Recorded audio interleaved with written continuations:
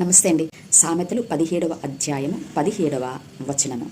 నిజమైన స్నేహితుడు విడువక ప్రేమించును, దుర్దశలో అట్టివాడు సహోదరుడుగా ఉండును అని వాక్యం సెలవిస్తుంది. ఇక్కడ మానవుడికి నిజమైన స్నేహితుడు ఎవరు, మానవుడికి కలిగేటువంటి దుర్దశ ఏమిటి, అప్పుడు ఆ స్నేహితుడు ఏ విధముగా సహోదరుడు అవుతాడు అనేటువంటి విషయాలను ఆలోచించగలరు.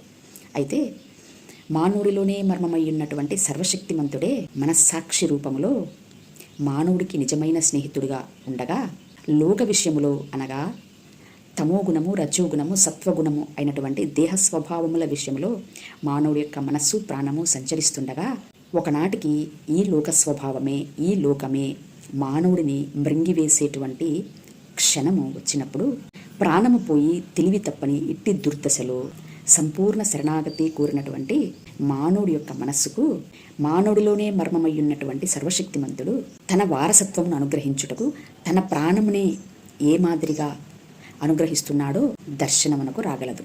కనుక మానవుడిలోనే మర్మమయ్యున్నటువంటి సర్వశక్తిమంతుడు మానవుడికి స్నేహితుడై ఉండగా, దుర్దశలో ఈ స్నేహితుడే మానవుడిని రక్షించుటకు, విమోచించుటకు మహోన్నతుడిగా ఉండేటువంటి సహోదరుడు అవుతున్నాడు. ఒక్క మాటలో చెప్పాలి అంటే, మానవుడి హృదయమందుండేటువంటి క్రీస్తే మానవుడికి స్నేహితుడు, మరియు తన మహిమా స్వరూపి అయినటువంటి శాశ్వతమైనటువంటి తన స్వాస్థ్యమునే అనగా తన వారసత్వమునే అనుగ్రహించేటువంటి సహోదరుడు అయి ఉంటున్నాడు అని వాక్యం సెలవిస్తుంది. సత్యాన్ని అన్వేషించేటువంటి వారు ఈ మా మాటలను ఆలోచన చేయగలరు. Thank you. నమస్తే.